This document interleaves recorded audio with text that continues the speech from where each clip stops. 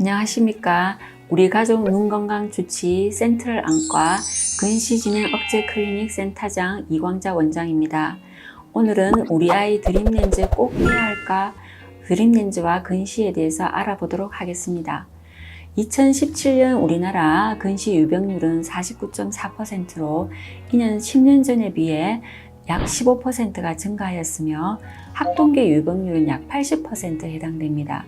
이는 도시 초등학교에서 안경을 착용하지 않은 아이를 찾아보기 힘들 정도로 우리나라에서 근시가 빠르게 증가하고 있습니다. 최근에는 특히 코로나19로 비대면 온라인 수업이 진행되면서 1년 사이에 아이들의 시력이 많이 나빠졌습니다. 온라인 수업에 따른 근거리 작업이 늘어난 반면에 근시 예방에 도움이 되는 야외 활동이라든가 여행 등은 줄면서 근시의 진행이 증가된 것으로 생각됩니다. 근시 진행에서는 특히 환경적인 인자가 많이 작용합니다.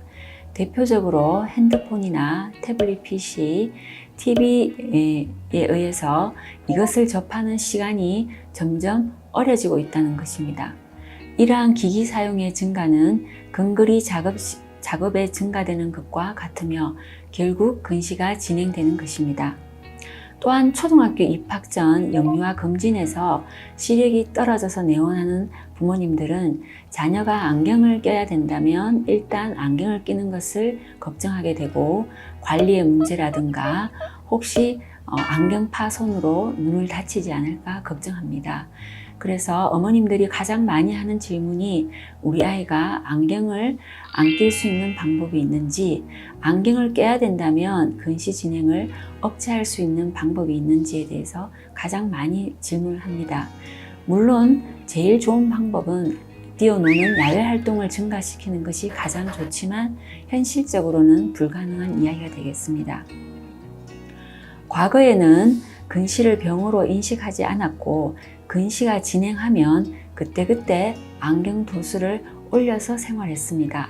하지만 최근에는 근시 진행을 억제시키는 여러 가지 방법들이 시도되고 있고 그 중에 학문적으로나 임상적으로 효과가 입증된 방법은 크게 두 가지가 되겠습니다.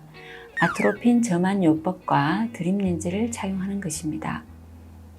첫 번째 방법은 산동제인 아트로핀 안약을 점안하여 근거리를 볼 때 조절을 못하게 하여 근시를 억제하는 방법이 있고, 두 번째는 드립렌즈를 착용하여 밤에 렌즈를 착용함으로써 각막을 평평하게 눌러서 근시를 억제하는 방법이 있겠습니다. 이 두 가지 방법은 전 세계적으로 근시 진행을 억제하는 방법으로 승인을 받았습니다.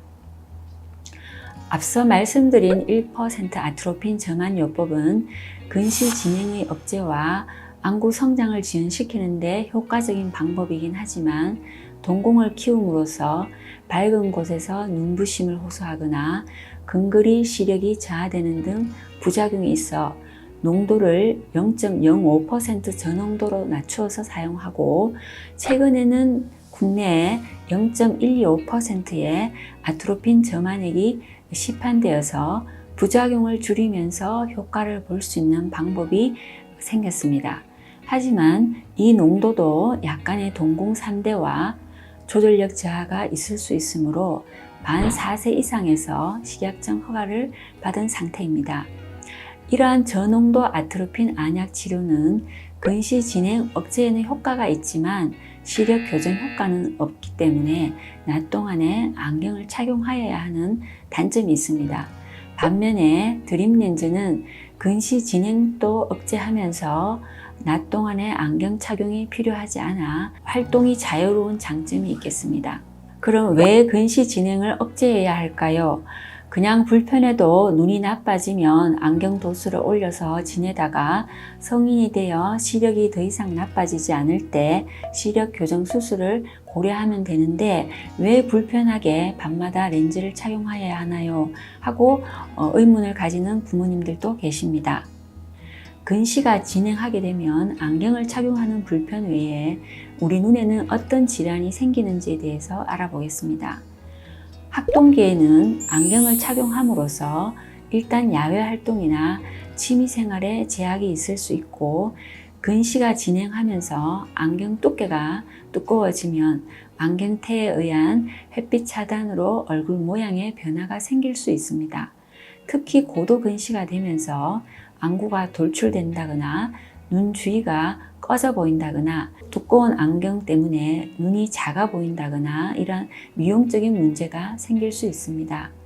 성년기에는 이제 안경을 벗고 라식이나 라섹, 안대렌즈 삽입술을 시행할 수 있는데 근시 도수가 높을수록 절상량이 많아지면서 수술 후 안구 건조증이나 합병증의 발생 위험이 높고 각막 두께가 얇거나 아니면 초고도 근시의 경우에는 라식이나 라섹을 시행할 수 없고 안내 렌즈 삽입술만 가능하여 수술 방법에 제약이 생길 수 있습니다. 중장년 노년기에는 특히 고도 근시의 경우 실명의 원인이 되는 녹내장이나 황반변성, 망막 박리와 같은 유병률이 높아질 수 있습니다. 이는 우리가 적극적으로 근시 진행을 억제해야 되는 이유가 될 수 있습니다. 요약해 보겠습니다. 근시 진행을 어릴 때부터 적극적으로 억제해야 하는 이유로 학생 시기에는 안경을 착용하지 않아 야외 활동을 마음껏 할 수 있는 이점이 있고 성장기에는 굴절 교정 수술 선택의 폭이 넓어지며 노년기에는 실명의 원인이 되는 황반 변성이나 녹내장, 망막 박리와 같은 유병률을 줄여서 눈 건강을 지킬 수 있습니다. 따라서 드림렌즈 착용 시기는 근시가 진행하는 시기인 6 내지 8세에 바로 시행하여야 근시 진행을 최대한 억제할 수 있고 우리가 원하는 드림렌즈의 효과를 극대화할 수 있습니다. 근시 억제는 단순히 안경을 벗게 하는 것뿐만 아니라 평생의 눈 건강을 지키는 방법이라는 것을 다시 한번 말씀드리겠습니다. 오늘의 내용이 도움되셨다면 좋아요, 구독, 알림 설정 꼭 부탁드립니다. 감사합니다.